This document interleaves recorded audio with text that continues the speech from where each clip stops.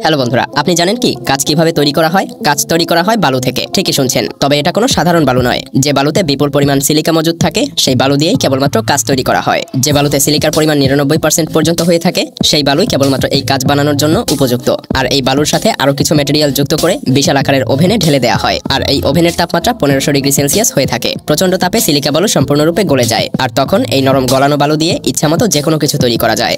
একবার ভাবুন তো, আমরা প্রতিদিন কত শতবার কোথাও না কোথাও কাচের তৈরি বিভিন্ন জিনিসপত্র দেখতে পাই। সকালে উঠে আমরা আয়নায় মুখ দেখি, আবার আমাদের হাতের মোবাইল ফোনের স্ক্রিনটাও কাচের তৈরি। সেই সাথে আমরা বিভিন্ন রকম পানীয় পান করে থাকি কাচের পাত্রে।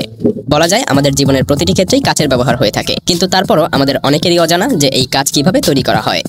এটা কি আপনি কখনো কল্পনা করেছেন যে কাচে এমন কি থাকে যার ফলে আয়নায় আপনি আপনার নিজের প্রতিবিম্ব দেখতে পান? ছোটবেলা থেকেই আপনার মস্তিষ্কে জন্ম নেওয়া এসব প্রশ্নের শুধুমাত্র উত্তরই নয়, আজকে আমরা এগুলো সরাসরি দেখব। তো চলুন শুরু করা যাক।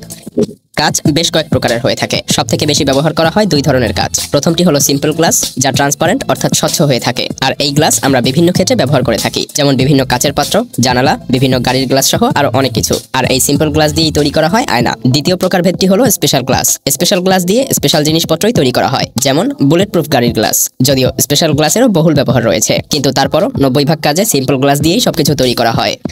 এবার চলুন দেখে নেওয়া যাক এই সিম্পল গ্লাস কিভাবে তৈরি হয়। 75% বালু, 15% সোডা আর 10% চুনা পাথর প্রথমে একত্র করা হয়। এরপর এগুলোর মিশ্রণ করা হয়। রিসাইকেল করা বিভিন্ন কাচের টুকরাও এই মিশ্রণের মধ্যে ঢেলে দেওয়া হয়। এরপর এই মিশ্রণকে 800 থেকে 1500 ডিগ্রি সেলসিয়াস তাপমাত্রায় গলানো হয়। তারপর সেই মিশ্রণ বিভিন্ন সাচে ঢেলে দেওয়া হয়। আর এটা ঠান্ডা হয়ে যাওয়ার পরে সিম্পল গ্লাসে পরিণত হয়। যদি আলাদা আলাদা ডিজাইনের কাচের তৈরি কোনো কিছু তৈরি করার প্রয়োজন পড়ে, তাহলে সেই গলানো কাচ বিভিন্ন আকারের সাচে ঢেলে দেওয়া হয়, যার ফলে কাচকে আমরা বিভিন্ন রূপে দেখতে পাই। এভাবেই সিম্পল গ্লাস দিয়ে আমাদের নিত্য প্রয়োজনীয় দ্রব্যাদি তৈরি করা হয়।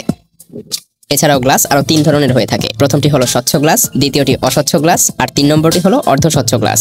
স্বচ্ছ গ্লাসে আমরা এক পাশ থেকে অন্য পাশের সবকিছুই স্পষ্টই দেখতে পাই। অস্বচ্ছ গ্লাসের অন্য পাশের সবকিছু অস্বচ্ছই থাকে। আর অর্ধস্বচ্ছ গ্লাসে কিছুটা দেখতে পাওয়া যায়। মিরর অর্থাৎ আয়না তৈরির জন্য গলানো কাচ রোবোটিক সিস্টেমের সাহায্যে কনভেয়ার বেল্ট পর্যন্ত নিয়ে যাওয়া হয়। এরপর তা পানি দিয়ে পরিষ্কার করা হয়। এরপর আবারও গরম পানি ঢেলে দিয়ে সেটাকে আবারও পরিষ্কার করা হয়। এরপর কাচের উপর কোটিং করা হয়। প্রথমে লিকুইড ফ্লাইট টিন দেওয়া হয়, যা দিয়ে কাচের পেছনের দিকটা মসৃণ করা হয়। আর এর ফলে কাচের সাথে সিলভার খুব ভালোভাবেই মিশে যায়। সিলভার গলিয়ে কাচের উপরে ঢেলে দেওয়া হয়। এর সাথে কিছু কেমিক্যালও মিক্স থাকে। এর ফলে স্বচ্ছ গ্লাস আয়নায় রূপান্তরিত হয়ে যায়। এরপর কপার আয়নের ডাবল কোটিং দেওয়া হয়। এর ফলে কাচের স্থায়িত্ব বৃদ্ধি পায়। এরপর আয়নাকে বিভিন্ন ড্রয়ারের মধ্যে 31 ডিগ্রি সেলসিয়াস তাপমাত্রায় ঠান্ডা করা হয়। এরপর পেছনের অংশে কিছুটা পেইন্ট করে তা মেশিনের মধ্যে দিয়ে শুকানো হয়। আবার অনেক কোম্পানি এগুলোর উপরে ডাবল কোট করে দেয়। এরপর প্রয়োজনীয় মাপ অনুসারে এগুলোকে বিভিন্ন আকারে কাটা হয়। সেই সাথে বেশ কিছু ডিজাইনও অ্যাড করা হয়।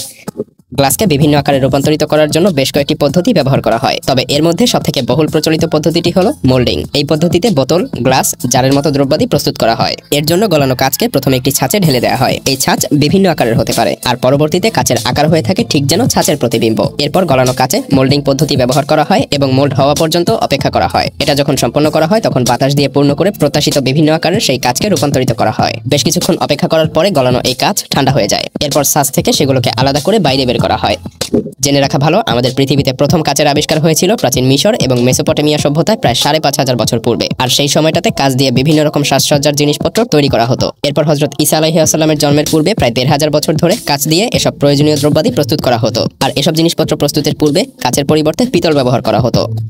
এরপর বিভিন্ন পর্যায়ের মধ্যে দিয়ে 1835 সালে সর্বপ্রথম কাচ দিয়ে তৈরি করা হয় ক্রিস্টাল ক্লিয়ার মিরর অর্থাৎ আয়না। আর এটার আবিষ্কারক হলো জার্মান কেমিস্ট জাস্টাস ভন লিউবিক। আর তখনই প্রথম সিলভার লেয়ারের প্রথম মিরর অর্থাৎ আয়না আবিষ্কার করা হয়। আর বর্তমান সময়েও সেই একই পদ্ধতিতে কাচ তৈরি হয়ে আসছে। এতক্ষণ আমরা দেখলাম বালু দিয়ে কিভাবে কাচ প্রস্তুত করা হয়। হয়তো আপনি কখনো ভাবতেও পারেননি মাঠে অবহেলায় পড়ে থাকা এই অপ্রয়োজনীয় দানাদার বস্তু থেকে কাচের মতো সুন্দর জিনিসের জন্ম হতে পারে। তবে আমাদের বর্তমান পৃথিবীতে এমন অনেক কিছুই প্রতিনিয়ত আবিষ্কার হচ্ছে, যা হয়তো বা আমরা চিন্তা করলে আমাদের মাথার উপর দিয়ে যাবে। সেগুলো নিয়ে হয়তো সামনে কোনো একদিন আলোচনা করা যাবে।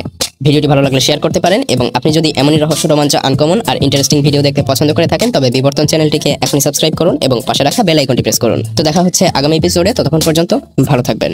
ধন্যবাদ।